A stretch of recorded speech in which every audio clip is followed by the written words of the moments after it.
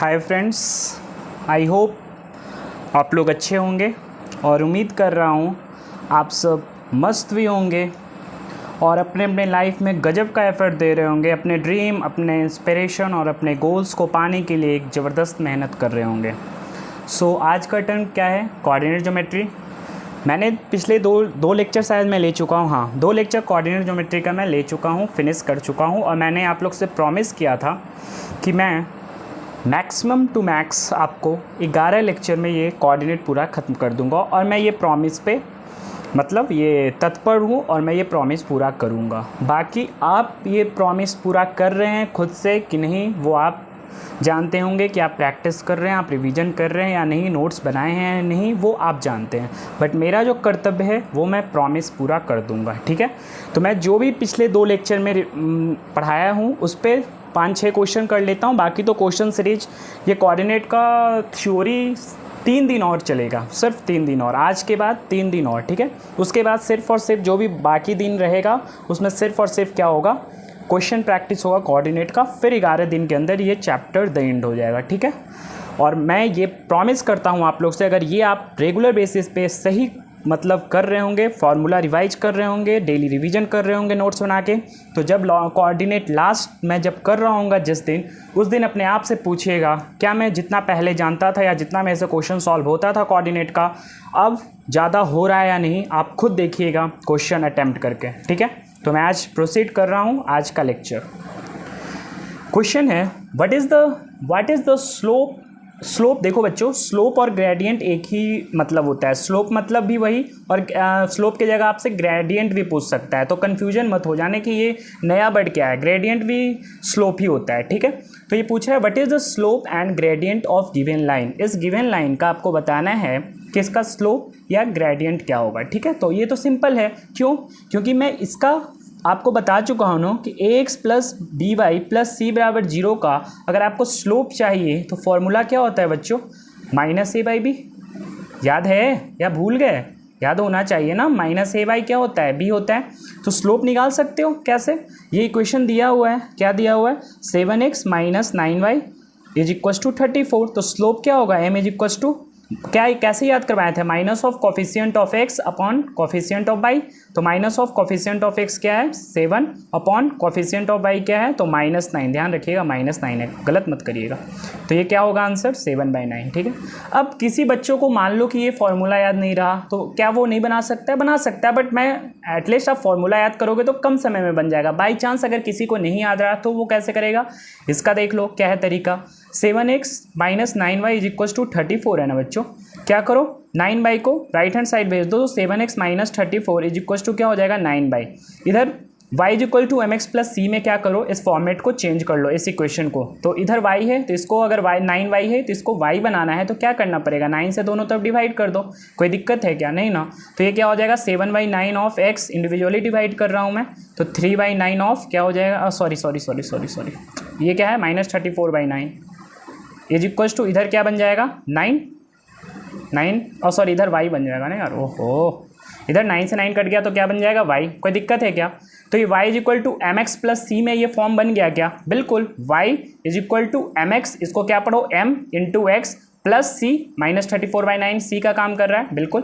तो ये y is equal to M x plus C का काम ये फॉर्मेट में बन गया। तो ये जो m होता है वही तो y is equal to M x में स्लोप रिप्रेजेंट करता है। तो यहाँ से भी स्लोप क्या आ रहा है, कंपेयर कर लो, 7/9।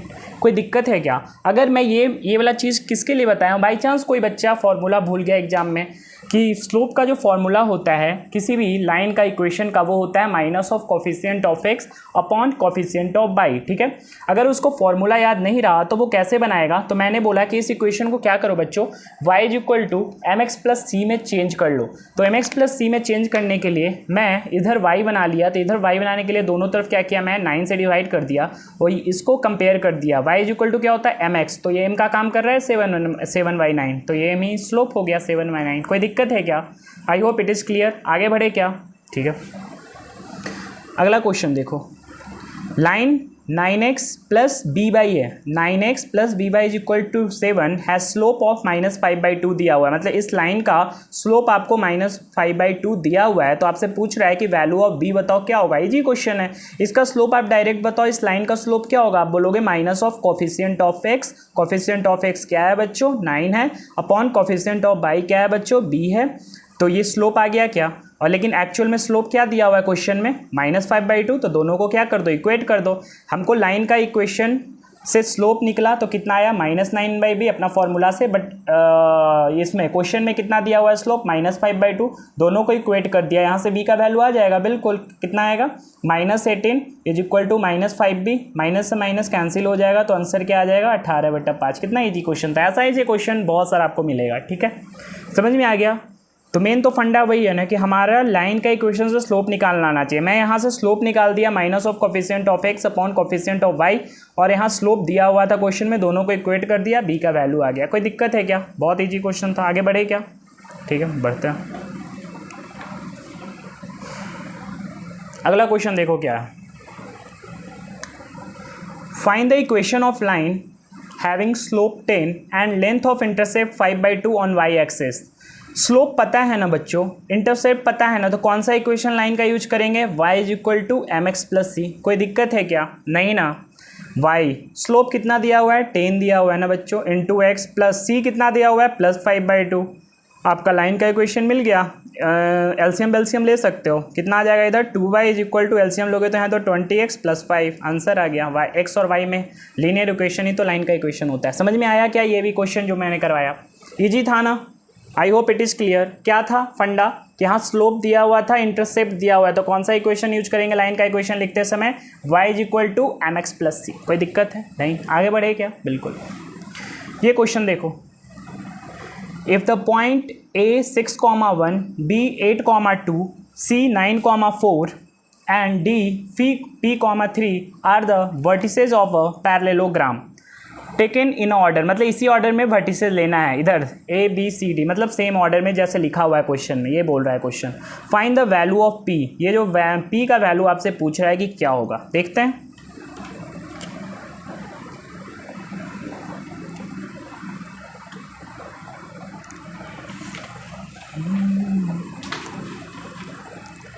देखो बच्चों, पैरेललोग्राम कैसा होता है, ऐसा, ठीक है।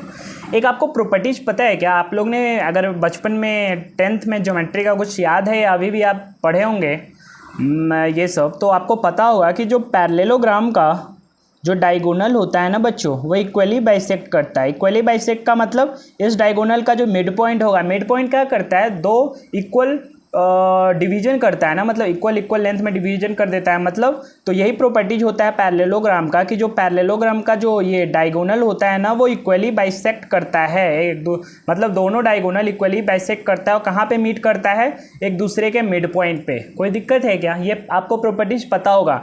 इस डायगोनल का मिड पॉइंट ये है बच्चों, मतलब यहाँ इक्वली बाइसेक्ट किया फर्स्ट डायगोनल को, और दूसरा डायगोनल का मिड पॉइंट यही है। तो ये तो दोनों डायगोनल का जो मिड पॉइंट होता है ना, एक वो एक यहाँ पे कॉमन जगह मिलता है। ये प्रॉपर्टीज होता है कि सिंपल सा प्रॉपर्टीज क्या है कि दोनों डायगोनल इक्वली बाइसेक्ट करते हैं। याद रखना, ये इंपॉर्टेंट प्रॉपर्टीज है, जब मैं आगे पढ़ाऊंगा ज्योमेट्री वहाँ भी ये प्रॉपर्टीज आएगा। और ये सिर्फ पैरेललोग्राम के ही अंदर नहीं होता है बच्चों, ये रेक्टेंगल के अंदर भी होता है, रोम्बस के अंदर भी होता है, स्क्वायर के अंदर भी होता है, कि उसका जो डायगोनल होता है ना, दोनों डायगोनल वो इक्वली बाइसेक्ट करता है। इक्वली बाइसेक्ट का मतलब इस डायगोनल का मिड पॉइंट भी तो इक्वली बाइसेक्ट करता है, तो इस डायगोनल का मिड पॉइंट ये, इस सेकंड वाला डायगोनल का मिड पॉइंट है, दोनों आपस में क्या होता है, मिल जाता है। कोई दिक्कत है क्या। अब वर्टिसेस क्या क्या दिया हुआ बच्चों, देखो वर्टिसेस इसी ऑर्डर में लेना है। 6,1 है, ए क्या है 6,1 है, बी क्या दिया हुआ है बच्चों 8,2 दिया हुआ है, सी क्या दिया हुआ है बच्चों 9,2 दिया हुआ है, सॉरी 9,4 था, और डी क्या था P,3 था।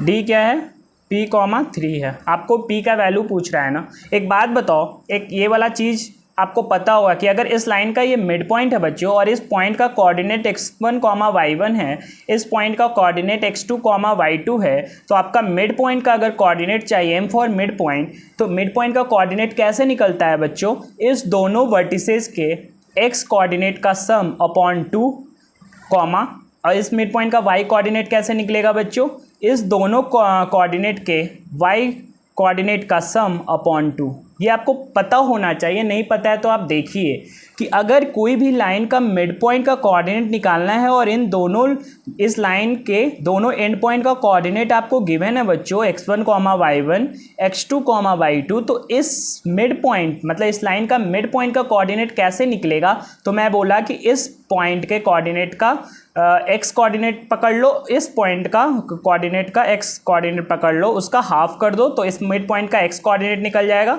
कॉमा इस मिड पॉइंट का वाई कोऑर्डिनेट कैसे निकलेगा बच्चों, इसका वाई कोऑर्डिनेट पकड़ लो, इसका वाई कोऑर्डिनेट पकड़ लो, दोनों को सम करके हाफ कर दो तो वाई कोऑर्डिनेट निकल जाएगा। कोई दिक्कत है? आई होप निकालने आ गया होगा। तो ये वाला चीज़ यहाँ भी अप्लाई कर दो। कैसे? मैं बोल रहा हूँ कि इस डायगोनल को पकड़ो, इस डायगोनल का मिड पॉइंट का कोऑर्डिनेट कैसे निकलेगा, आप बोलोगे मिड पॉइंट का एक्स कोऑर्डिनेट कैसे निकलेगा, इस लाइन को मैं पकड़ रहा हूं तो दोनों को एक्स कोऑर्डिनेट का सम बटा 2 कर दो, तो 9 + 6 कितना होगा बच्चों, 15/2, ठीक है। और इसका y को मिड पॉइंट का y कोऑर्डिनेट कैसे निकलेगा, इसका y कोऑर्डिनेट 1 है, इसका 4 है, तो 4 + 1 5/2। कोई दिक्कत है क्या? मिड पॉइंट का कोऑर्डिनेट निकल गया ना बच्चों। अब इस लाइन पे आ जाओ, इस लाइन पे आ जाओ, इसका मिड पॉइंट का कोऑर्डिनेट पता है और p का वैल्यू हमसे पूछा है, बिल्कुल सही बात है। तो इसका मिड पॉइंट का कोऑर्डिनेट मैं अब इस लाइन पे आ गया हूँ, इस लाइन का यूज हो गया, अब इसको छोड़ दो, इस लाइन पे आओ। तो इस लाइन का भी जो मिड पॉइंट का कोऑर्डिनेट होगा वो दिया हुआ है क्या, 15/2 है एक्स कोऑर्डिनेट। वो किसके बराबर होता है बच्चों, इसका x प्लस इसका x/2 के बराबर होगा। कोई दिक्कत है क्या? तो यहाँ से निकल जाएगा p। समझ में आया मैंने क्या किया? मैंने किया कि इसका p का वैल्यू निकालना है ना, तो निकल जाएगा। कैसे? पहले मैं इस लाइन को पकड़ के मिड पॉइंट का कोऑर्डिनेट निकाल दिया, इस लाइन का मिड पॉइंट, इस लाइन को पकड़ के मैं मिड पॉइंट कैसे निकाला, इसका x प्लस इसका x कोऑर्डिनेट बटा 2 कर दिया तो मिड पॉइंट का x कोऑर्डिनेट निकल गया। y कोऑर्डिनेट कैसे निकलेगा, इसका y प्लस इसका y बटा 2 कर दिया तो मिड पॉइंट का कोऑर्डिनेट निकल गया। बिल्कुल। अब इस मिड पॉइंट का जो कोऑर्डिनेट, अब इस लाइन को मैं पकड़ लिया, इस लाइन का काम हो गया, इसको छोड़ दो, इस लाइन पे आ जाओ अब, क्योंकि p का वैल्यू निकालना है। तो इस लाइन को अगर हम यूज करके मिड पॉइंट का कोऑर्डिनेट निकालते हैं तो ये x मिड पॉइंट का कोऑर्डिनेट तो दोनों लाइन के लिए सेम ही होगा ना, यही होगा। तो मैं ये वाला x कोऑर्डिनेट जो है मिड पॉइंट का वो यूज किया, वो किसके बराबर होगा, इस लाइन पे। आप बोलोगे इसका x प्लस इसका x बटा 2, तो 8 + p/2, यहाँ से p का वैल्यू निकल जाएगा 15 दूनी 30, और ये हो जाएगा 16 + 2p, तो ये कितना आ जाएगा बच्चों, 14 = 2p, तो p का वैल्यू कितना आ जाएगा, 7। आंसर। कितना अच्छा क्वेश्चन था, समझ में आया? तो ये वाला प्रॉपर्टीज आपको याद होना चाहिए कि किसी भी लाइन का मिड पॉइंट का कोऑर्डिनेट कैसे निकलता है। तो जो वो लाइन दिया हुआ है ना बच्चों, वो दोनों एंड पॉइंट का जो कोऑर्डिनेट दिया हुआ है, तो उसका x प्लस उसका x बटा 2, मिड पॉइंट का x कोऑर्डिनेट निकल गया, उसका y प्लस उसका y बटा 2 कर दोगे तो उस मिड पॉइंट का कोऑर्डिनेट निकल जाएगा, y कोऑर्डिनेट निकल जाएगा। कोई दिक्कत है क्या? समझ में आ गया क्या? पहले मैं इस लाइन का यूज करके मिड पॉइंट का कोऑर्डिनेट निकाल लिया, इस डायगोनल का यूज करके, फिर मैं इस डायगोनल में आया और वही मिड पॉइंट का फॉर्मूला लगा दिया। इसका x कोऑर्डिनेट पता है अब मिड पॉइंट का, तो इसको लिख दिया। इस लाइन के लिए फिर क्या होगा, x कोऑर्डिनेट मिड पॉइंट का, तो इसका प्लस इसका सम बटा 2 कर दो, तो यहाँ से p का वैल्यू निकल जाएगा। कोई दिक्कत है नहीं ना? I hope it is clear. आगे बढ़े। अगला क्वेश्चन देखो, find the equation of line passing through, find the equation of line which is parallel to 4x plus 9y plus 43 equal to 0 and r passes through point इतना। ये मैं पिछला भी एक क्वेश्चन करवाया था ना, पैरेलल लाइन का इक्वेशन कैसे लिखा जाता है, उसमें भी एक क्वेश्चन करवाया था, आज भी एक क्वेश्चन है। तो आई होप आप इसको क्या करो, वीडियो को पॉज करो, खुद से सॉल्व करो, क्योंकि ऐसा क्वेश्चन मैं पिछले लेक्चर में भी करवा चुका हूँ बच्चों। अगर आपने थ्योरी रिवाइज किया होगा तो आप ये क्वेश्चन कर सकते हो। तो मैं करवा रहा हूँ, लेकिन आपको अपने साथ चीटिंग नहीं करना है। आप इसको वीडियो को पॉज करके सॉल्व करो, फिर मेरा आंसर मिलाना आप। तो ये लाइन दिया हुआ था 4x प्लस 9y प्लस 43 = 0। इस लाइन के पैरेलल लाइन का इक्वेशन मैं कैसे बोला था लिखने के लिए, जो पैरेलल लाइन का इक्वेशन लिखेंगे उसमें भी x का जो कोऑर्डिनेट, x का जो कोफिशिएंट है, y का कोफिशिएंट है, उसको चेंज नहीं करेंगे, उसको एज इट इज लिख देंगे, सिर्फ कांस्टेंट चेंज होगा। तो k का वैल्यू कैसे निकलेगा, जो क्वेश्चन में और एडिशनल इंफॉर्मेशन दिया रहेगा उसके हिसाब से। तो एडिशनल इंफॉर्मेशन क्या दिया हो बच्चों, तो ये जो लाइन है वो किससे पास कर रहा है, तो -5, 2 से पास कर रहा है। ये लाइन किससे पास कर रहा है, तो -5, 2 से। ये जो लाइन लिख रहे हैं पैरेलल लाइन, वो किससे पास क्वेश्चन में दिया हुआ है, -5,2 से। तो जो लाइन, अगर कोई भी लाइन किसी पॉइंट से पास करता है तो मैं ये बताया था ना कि उस लाइन के इक्वेशन को सेटिस्फाई करेगा। सेटिस्फाई का मतलब इसका x कोऑर्डिनेट इसके अंदर पुट कर दो, इसका y कोऑर्डिनेट इसके अंदर पुट कर दो, सेटिस्फाई करेगा।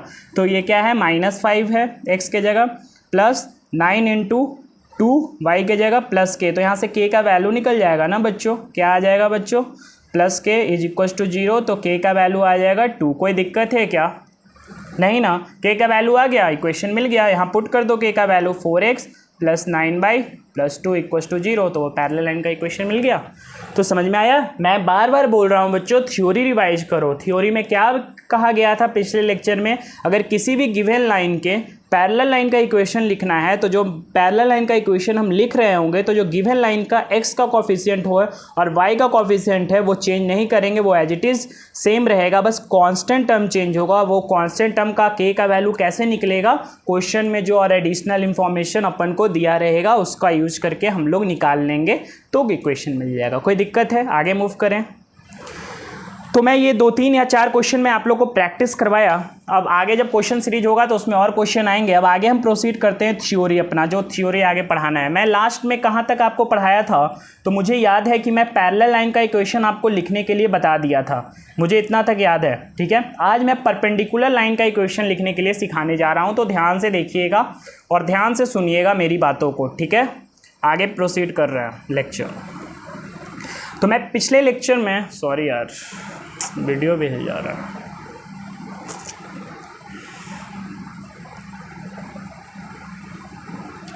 तो मैं पिछले लेक्चर में आपको पैरेलल लाइन का इक्वेशन लिखने के लिए बताया था। फिर से रिवाइज करवा देता हूँ, क्या था, x + by + c = 0 के ये गिवन लाइन है, इसके पैरेलल लाइन का इक्वेशन लिखना है। तो मैंने कैसे बोला था आपको लिखने के लिए कि जो पैरेलल लाइन का इक्वेशन लिखेंगे उसमें भी जो x का जो कोफिशिएंट है और y का कोफिशिएंट है जो गिवन लाइन में दिया हो उसको चेंज नहीं करेंगे, वो एज इट इज लिखाएगा, बस कांस्टेंट टर्म चेंज होगा। यहाँ c है तो यहाँ k कर दो, और k का जो वैल्यू है वो एडिशनल इन्फॉर्मेशन जो क्वेश्चन में दिया रहेगा उसके हेल्प से निकाल लेंगे। ये किसके लिए मैंने बताया था, पैरेलल लाइन का इक्वेशन लिखने के लिए बताया था, ठीक है।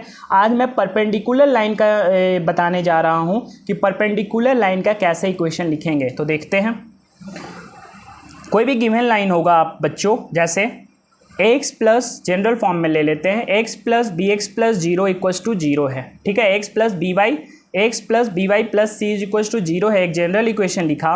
देन आपसे पूछेगा क्वेश्चन में, then equation of line perpendicular to x + by + c = 0 जो होता है वो मैं रिजल्ट लिख रहा हूँ, उसके बाद समझाता हूँ। Will be bx - ay + k = 0। क्या मैं लिखा हूँ समझ जाओ।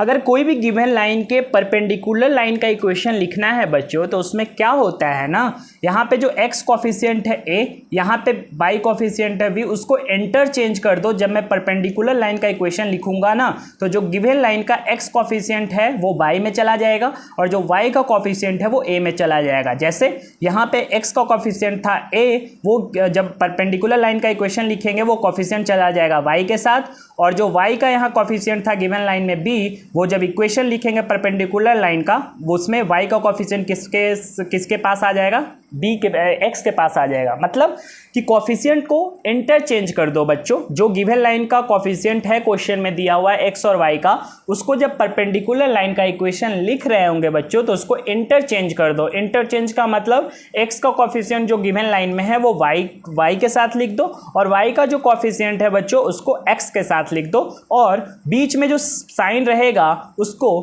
पलट दो मतलब रिवर्स कर दो। अगर प्लस है साइन तो बीच में माइनस हो जाएगा, अगर यहाँ माइनस साइन रहता तो यहाँ प्लस हो जाता, मतलब और कांस्टेंट टर्म भी चेंज हो जाएगा। c है तो k है, मतलब दोनों में अंतर समझ में आया।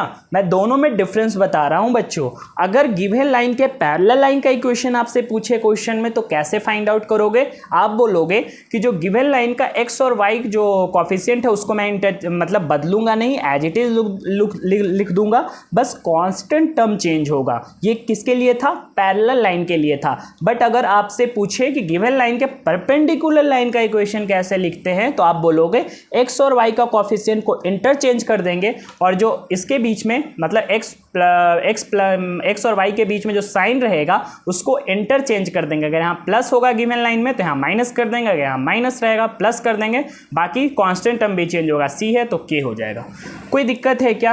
अभी एग्जाम्पल दूंगा तो उससे भी समझ में आएगा, बस आपको जैसे समझा रहा हूँ वैसे समझ में आ रहा है क्या? और एक और चीज़, ये जो प्लस और ये माइनस है ना, मतलब ये जो माइनस साइन इंटरचेंज किया वो ए के साथ भी जा सकता है और बी के साथ भी जा सकता है, कोई फर्क नहीं पड़ेगा। मतलब कॉफिशिएंट तो इंटरचेंज होगा ही, लेकिन साइन जो है वो मैं माइनस साइन वो बी के साथ भी भेज सकता हूँ, उसमें कोई दिक्कत नहीं है। समझ में आ गया? ये दोनों चीज़ सही है, ये दोनों इक्वेशन सही है। मतलब समझ में आया? मैं जब क्वेश्चन करवाऊंगा तो मैं दिखाऊंगा। मतलब अभी क्या समझना है आपको कि अगर परपेंडिकुलर लाइन का इक्वेशन लिखना है तो कॉफिशिएंट को इंटरचेंज कर दो। मतलब x का कॉफिशिएंट है वो जब इक्वेशन लिख रहे होंगे उस y में चला जाएगा, और y का है वो x में चला जाएगा, और ये जो साइन है बीच वाला वो रिवर्स हो जाएगा, माइनस साइन आ जाएगा। और ये मैं बोल रहा हूँ कि ये जो माइनस साइन है ना बच्चों, वो ए के साथ भी रह सकता है, ए वाला ए ऑफ ए, और या बी के साथ भी जा सकता है, इसमें कोई दिक्कत नहीं है, ये कर सकते हो आप। ये कॉफिशिएंट को इंटरचेंज करना है, ठीक है। जैसे एग्जांपल लेते हैं, एक जनरल एग्जांपल, फिर समझ में आएगा आपको कि मैं क्या बोलने की कोशिश कर रहा हूँ। जैसे इक्वेशन है 3x plus 2y plus 6 equal to 0 इस गिवन लाइन के आपको परपेंडिकुलर लाइन का इक्वेशन लिखना है। तो कैसे लिखोगे? आप बोलोगे x का कॉफिशिएंट और y का कॉफिशिएंट इंटरचेंज होगा, इसका मतलब यहाँ हो जाएगा 2y माइनस 3x प्लस के इज इक्वल टू 0। के का वैल्यू जब एडिशनल इन्फॉर्मेशन और क्वेश्चन में दिया रहेगा वहाँ से निकाल लेंगे। लेकिन ये चीज़ समझ में आया मैंने क्या किया? ये चीज़ मैं बोला कि जो x का कॉफिशिएंट होगा वो कहाँ चला जाएगा बच्चों? ओ सॉरी यार, यहाँ तो मैंने इंटरचेंज ही नहीं किया ना यार, गलत हो गया, सॉरी बाय मिस्टेक। मैं बोला कि जो x का कॉफिशिएंट है बच्चों 3 वो y के साथ चला जाएगा, और जो y का कॉफिशिएंट है 2 वो x के साथ चला जाएगा। तो इक्वेशन क्या बनेगा? 2x minus of 3y plus के इज इक्वल टू 0। समझ में आया मैंने क्या बोला? कि जो x का कॉफिशिएंट है वो 3 वो y के साथ चला जाएगा जब परपेंडिकुलर लाइन का इक्वेशन लिख रहे होंगे तो, और जो गिवन लाइन में y का कॉफिशिएंट है 2 वो x के साथ चला जाएगा, x के कॉफिशिएंट में आ जाएगा, और जो साइन है प्लस वो रिवर्स हो जाएगा माइनस। और मैं जब दूसरा ये वाला बात क्या बोल रहा था वो समझाने जा रहा हूँ कि ये जो माइनस साइन है वो 3 के साथ है ना, मतलब 3y के साथ है ना, y के साथ है ना, y के आगे लगा हुआ, आप इसको x के आगे भी भेज दो तो कोई दिक्कत नहीं है। मतलब 2x प्लस 3y प्लस के बराबर 0, ये भी सही है, ये भी सही है। कोई दिक्कत है क्या? समझ में आया मैं क्या बोलने की कोशिश कर रहा हूँ था?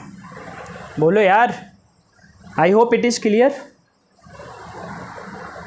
मतलब समझ में आ गया कि परपेंडिकुलर लाइन का इक्वेशन कैसे लिखते हैं? तो गिवन लाइन का जो x और y कॉफिशिएंट है उसको इंटरचेंज कर देंगे, और जो साइन दिया हुआ है गिवन लाइन में x और y के बीच में अगर प्लस होगा तो माइनस हो जाएगा, और ये जो माइनस साइन है, माइनस साइन वो y के साथ भी रह सकता है या x के साथ भी रह सकता है, कोई दिक्कत नहीं है। समझ में आया क्या?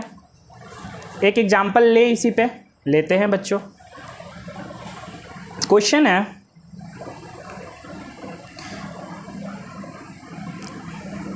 find the equation of perpendicular line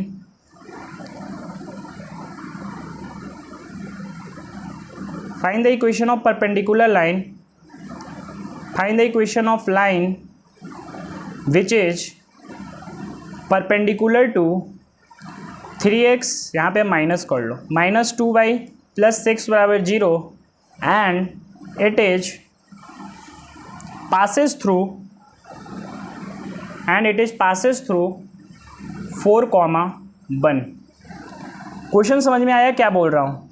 question बोल रहा है find the equation of line which is perpendicular to this line and it is passes through 4,1। कैसे सॉल्व करेंगे? जो गिवन लाइन है उसको पहले लिखो, 3x माइनस 2y प्लस 6 बराबर 0। इस गिवन लाइन का परपेंडिकुलर लाइन का इक्वेशन कैसे लिखा जाता है बच्चों? मैं बार बार बोल रहा हूँ, परपेंडिकुलर लाइन का अगर इक्वेशन लिखना है तो कॉफिशिएंट को इंटरचेंज कर दो। मतलब x का जो कॉफिशिएंट है गिवन लाइन में वो y में चला जाएगा जब परपेंडिकुलर लाइन का इक्वेशन लिख रहे होंगे तो, और y का जो गिवन लाइन में कॉफिशिएंट है वो x में चला जाएगा जब जो परपेंडिकुलर लाइन का इक्वेशन लिख रहे हैं उसमें। इसका मतलब जो x का कॉफिशिएंट है 3 वो y में चला जाएगा, और y का कॉफिशिएंट है 2 वो x में चला जाएगा, मतलब 2x, और ये जो साइन है x और y के बीच में वो इंटरचेंज होगा, मतलब प्लस हो जाएगा, और ये 3 है, x का कॉफिशिएंट 3 है वो y में चला जाएगा, मतलब 3y प्लस k कांस्टेंट भी चेंज होगा। समझ में आया ये चीज़ क्या लिखा है, ये वाला चीज़, सिर्फ इस पे फोकस करो अभी। कैसे, x का कॉफिशिएंट था 3, वो जब परपेंडिकुलर लाइन का इक्वेशन लिख रहे थे वो y के कॉफिशिएंट के साथ चला गया, और जो y का कॉफिशिएंट था 2 वो x के साथ चला जाएगा। जो माइनस x और y के बीच में जो साइन है वो भी रिवर्स हो जाएगा, तो माइनस है तो क्या कर दो, प्लस कर दो, प्लस के इक्वल टू 0। तो क्या इक्वेशन बनेगा आप बोलोगे।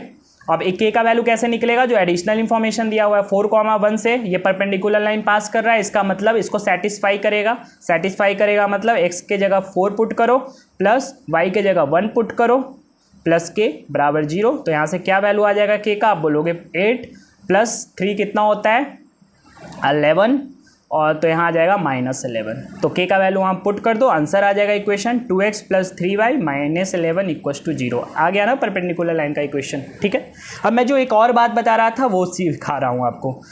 अब इक्वेशन को मैं चेंज कर रहा हूँ बच्चों, दूसरा एक क्वेश्चन दे रहा हूँ इसी में। इक्वेशन है 3x + 2y + 6 = 0, और इसके परपेंडिकुलर लाइन का, इस गिवन लाइन के परपेंडिकुलर लाइन का इक्वेशन लिखना है, और वो परपेंडिकुलर लाइन इसी पॉइंट से पास कर रहा है 4,1। अब कैसे क्वेश्चन सॉल्व करोगे, वही चीज़, गिवन लाइन ये दिया हुआ है तो जो परपेंडिकुलर लाइन का इक्वेशन लिखेंगे उसमें कॉफिशिएंट इंटरचेंज हो जाएगा। इसका मतलब x का कॉफिशिएंट 3 है वो y में चला जाएगा, और y का कॉफिशिएंट जो 2 है वो x में चला जाएगा। तो इक्वेशन क्या बनेगा बच्चों, आप बोलोगे 2x, साइन भी इंटरचेंज होगा, प्लस है तो माइनस हो जाएगा, -3y प्लस कांस्टेंट भी चेंज होगा k = 0। अब मैं जो साइन बोल रहा था कि ये जो माइनस साइन है वो y के साथ भी रह सकता है, x के साथ भी रह सकता है, इसमें कोई लफड़ा नहीं है। करके देखो क्या दोनों से सेम आंसर मिल रहा है, बिल्कुल मिलेगा। कैसे, 2x माइनस साइन x के साथ भेज दिया प्लस k = 0। अब k का वैल्यू कैसे निकलेगा, जो एडिशनल इंफॉर्मेशन दिया हुआ है क्वेश्चन में, पुट करो यहाँ 4,1, तो ये इसमें पहले पुट कर रहे हैं, तो इसमें पुट करोगे तो क्या निकलेगा, 2 - 3 × 1 + k = 0। तो यहाँ से क्या निकलेगा, 8 - 3 क्या आ जाएगा, -5। अब इसमें पुट करो, यहाँ से क्या निकल रहा है k का वैल्यू जरा देखते हैं। यहाँ से क्या निकलेगा, आप बोलोगे -8 + 3 + k = 0। तो यहाँ आएगा k = 5। आप बोलोगे k का अलग अलग वैल्यू आ रहा है, बट इक्वेशन सेम ही आएगा बच्चों। मैं पूरा बना के दिखा रहा हूँ तब आपको आंसर मिलाऊंगा। यहाँ से k का वैल्यू कितना आया बच्चों, 5। यहाँ से k का वैल्यू क्या आया, -5। तो ये k का -5 वैल्यू आया, इसमें पुट कर दो तो क्या इक्वेशन बनेगा, ध्यान से देखना, 2x - 3y - 5 = 0। अब जब k का वैल्यू 5 इस इक्वेशन के हेल्प से निकाले थे तो इसमें पुट कर दो, तो क्या आएगा, 2x - 2x + 3y + 5 = 0। अब यहाँ से माइनस कॉमन कर लो बच्चों, तो क्या आ जाएगा, 2x - 3y - 5 = 0। देखो दोनों इक्वेशन सेम है कि अलग अलग है, सेम ही है ना बच्चों।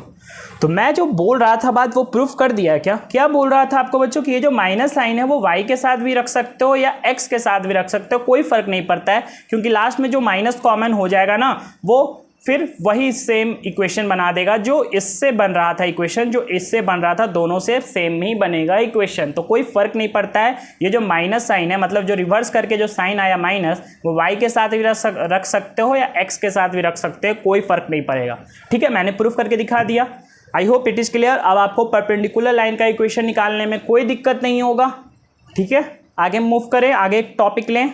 बिल्कुल, अब आज का एक और टॉपिक पढ़ाते हैं, वो है एंगल बिटवीन टू लाइंस। बहुत ध्यान से देखिएगा ये टॉपिक, और जो मैं प्रूफ करूंगा, जो बात मैं आपसे प्रॉमिस किया था कि जो कल एक नोट लिखवाया था कि दो पैरेलल लाइन, जब कोऑर्डिनेट अगला पिछला लेक्चर ले रहा था उसमें एक पॉइंट लिखवाया था कि दो पैरेलल लाइन का स्लोप सेम होता है, वो मैं प्रूफ भी करने जा रहा हूँ आज की। दो पैरेलल लाइन का जो स्लोप होता है ना बच्चों वो सेम होता है। ठीक है, वो प्रूफ भी हो जाएगा आज। तो अगला हेडिंग दीजिएगा, अगला टॉपिक है बच्चों angle between two lines. Angle between two lines, ठीक है, बहुत इंटरेस्टिंग है टॉपिक। तो है हेडिंग दीजिएगा एंगल बिटवीन टू लाइंस।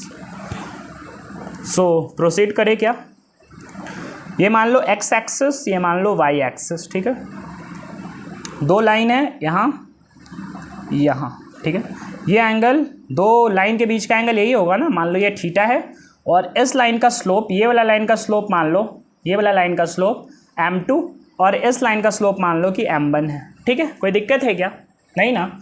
ये मान लो कि लाइन पॉजिटिव एक्स एक्सिस से अल्फा एंगल बना रही है, और ये लाइन पॉजिटिव एक्स एक्सिस से एंटी क्लॉकवाइज में, ध्यान रखना, एंटी क्लॉकवाइज में बीटा एंगल बना रही है, और ये लाइन एंटी क्लॉकवाइज में पॉजिटिव एक्स एक्सिस से अल्फा एंगल बना रही है। कोई दिक्कत है क्या, अब आपने एक ज्योमेट्री में प्रॉपर्टी पढ़ा होगा बच्चों, अगर नहीं भी पढ़ा होगा तो मैं जो ज्योमेट्री लाऊंगा तो वहाँ पढ़ा दूंगा कि sum of interior angle is equals to exterior angle.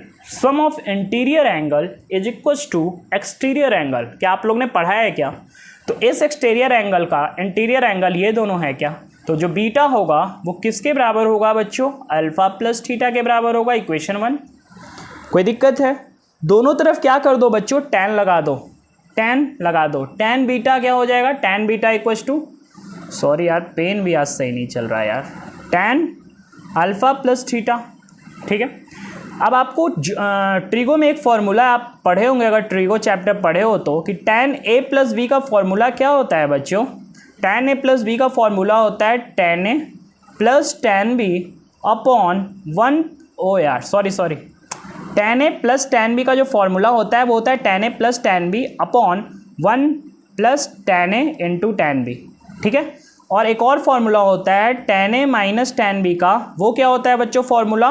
वो होता है tan a minus tan b upon 1 plus tan a into tan b।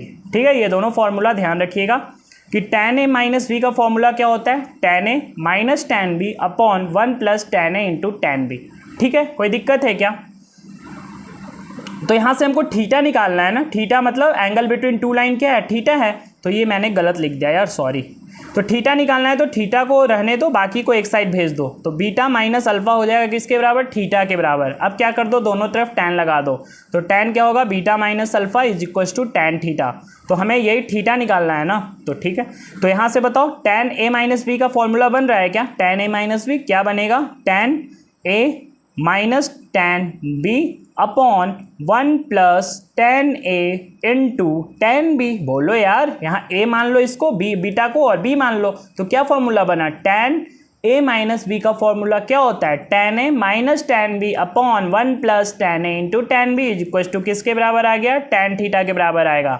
अब ध्यान से देखना बच्चों, ये जो बीटा एंगल है पॉजिटिव एक्स एक्सिस से जो एंटी क्लॉकवाइज में जो लाइन एंगल बनाता है वो स्लोप के बराबर होता है ना। और वो स्लोप किसके बराबर होता है बच्चों? tan थीटा के बराबर होता है। तो यहाँ पे थीटा क्या है बच्चों? बीटा के बराबर है, मतलब tan बीटा स्लोप के बराबर है। और मैं स्लोप जो लाइन का है वो क्या मान चुका हूँ बच्चों? इस लाइन का m1 है, मतलब tan बीटा किसके बराबर है? m1 के बराबर है। कोई दिक्कत है? नहीं ना बच्चों। यहाँ इस लाइन का स्लोप क्या है बच्चों? m2 है। और स्लोप किसके बराबर होता है बच्चों लाइन का? जो लाइन पॉजिटिव एक्स एक्सिस से एंटी क्लॉकवाइज में जो एंगल बनाती है उसका जब tan ले लेते हैं वो स्लोप के बराबर होता है। तो यहाँ एंगल बना रही है अल्फा, तो यहाँ स्लोप हो जाएगा इक्वल tan अल्फा। बट मैंने स्लोप क्या मान रखा है इस लाइन का? m2। तो ये किसके बराबर हो जाएगा? tan अल्फा किसके बराबर हो जाएगा बच्चों? m2 के बराबर हो जाएगा। तो यहाँ tan बीटा किसके बराबर है बच्चों? m1 के बराबर है। tan अल्फा किसके बराबर है बच्चों? m2 के बराबर है अपॉन 1 प्लस tan बीटा किसके बराबर है? m1 के बराबर है। tan बीटा m2 के बराबर है is equal to tan theta. आपका ये फॉर्मूला, आपको ये सिर्फ डेरिवेशन याद रखने की ज़रूरत नहीं है इस एग्ज़ाम के लिए, क्योंकि आप बोर्ड एग्जाम नहीं दे रहे हो। बस मैं आपको दिखा दिया कि हाँ ऐसे निकलता है। ठीक है।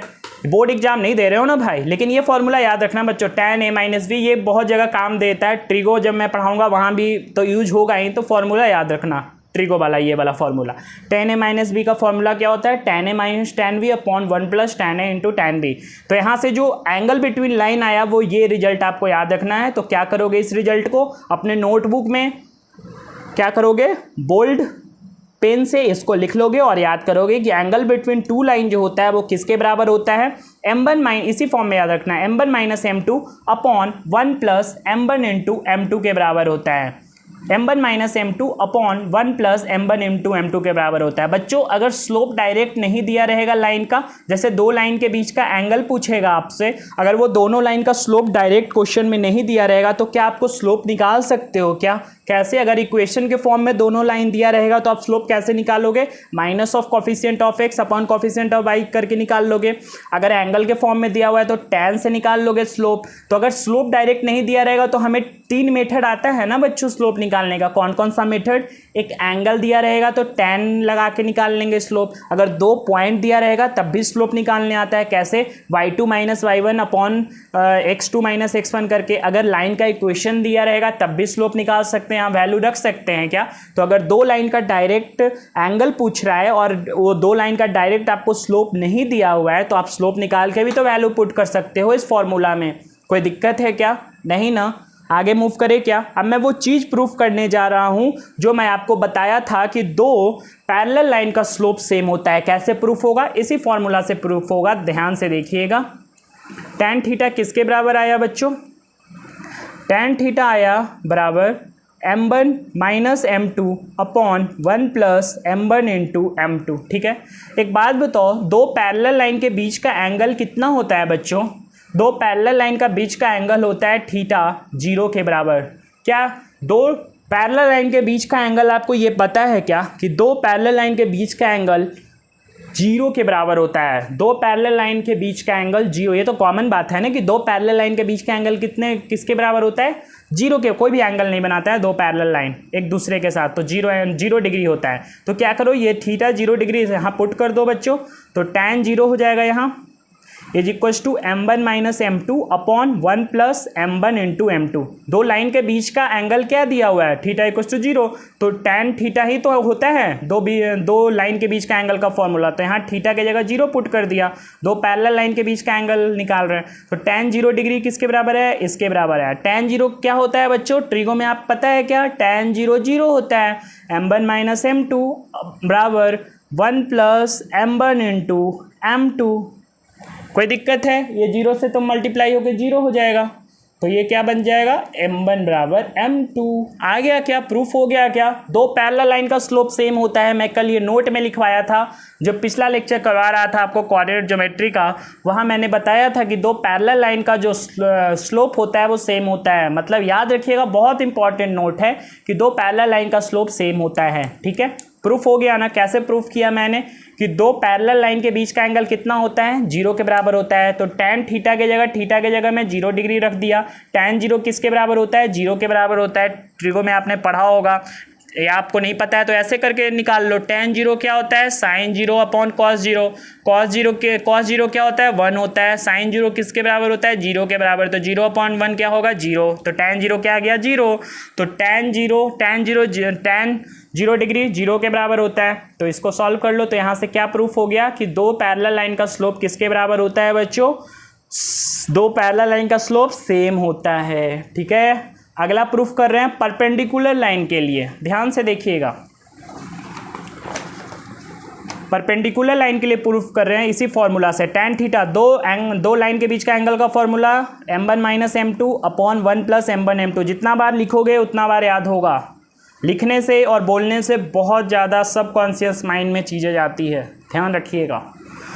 तो दो अगर लाइन परपेंडिकुलर है आपस में तो उसके बीच का रिलेशन क्या होगा वो मैं दिखाने जा रहा हूँ आपको। अगर दो परपेंडिकुलर लाइन के बीच का एंगल क्या होता है? तो थीटा 90 डिग्री होता है। यहाँ थीटा की जगह 90 डिग्री पुट करो बच्चों, तो ये क्या आ जाएगा? m1 minus m2 upon 1 plus m1 m2।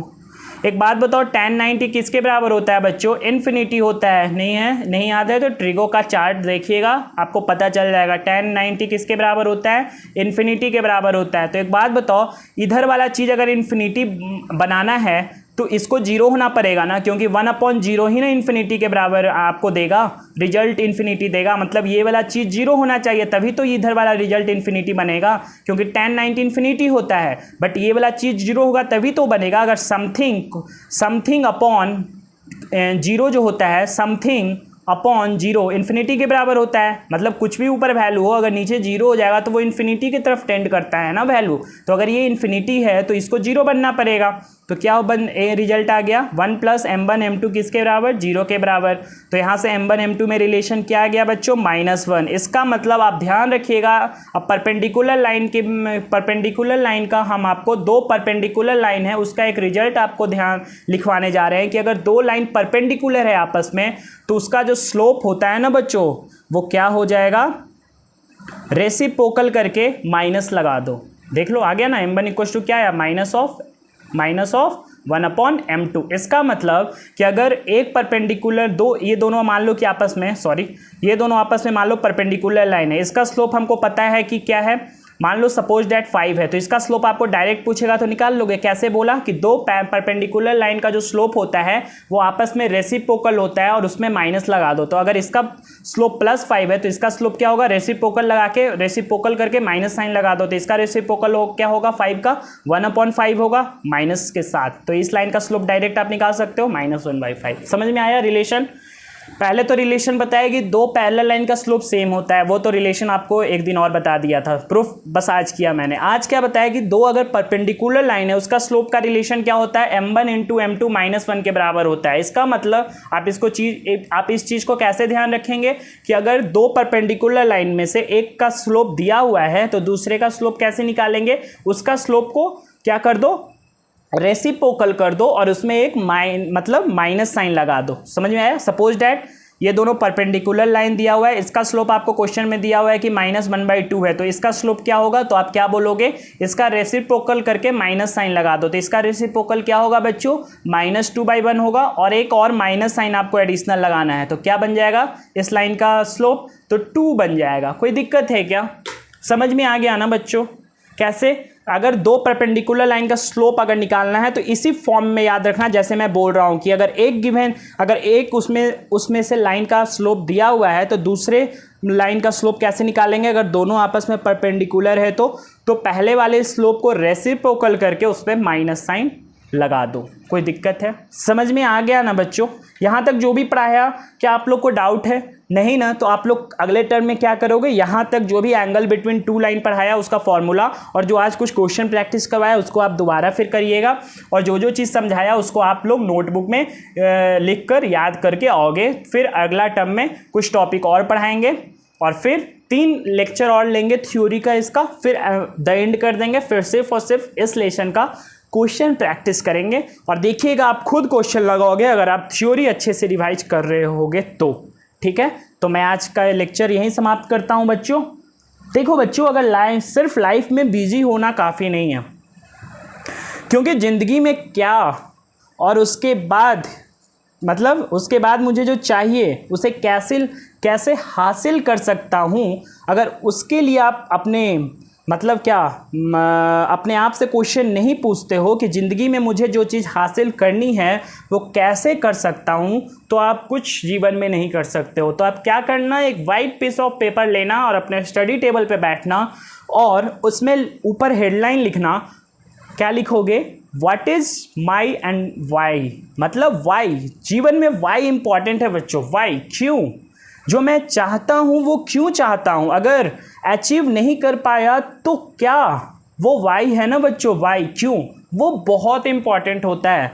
तो इसीलिए बोला भी जाता है कि इंग्लिश में एक कोट है लाइन का कि success is reserve for those who search for success, मतलब जो सर्च करते हैं सक्सेस कि कैसे मिलेगा, हाउ, तो वो सर्च इंपॉर्टेंट है बच्चों। तो कृपया करके आप ये चीज़, अगर आप खाली टाइम बैठे रहो स्टडी से फ्री होकर, तो ये ज़रूर सर्च करिएगा कि वाई, हाउ एंड वाई, क्यों और कैसे। ठीक है, तो आज के लिए इतना ही, फिर मिलेंगे कल परसेंटेज के साथ। तब तक के लिए tata, bye bye, have a nice day.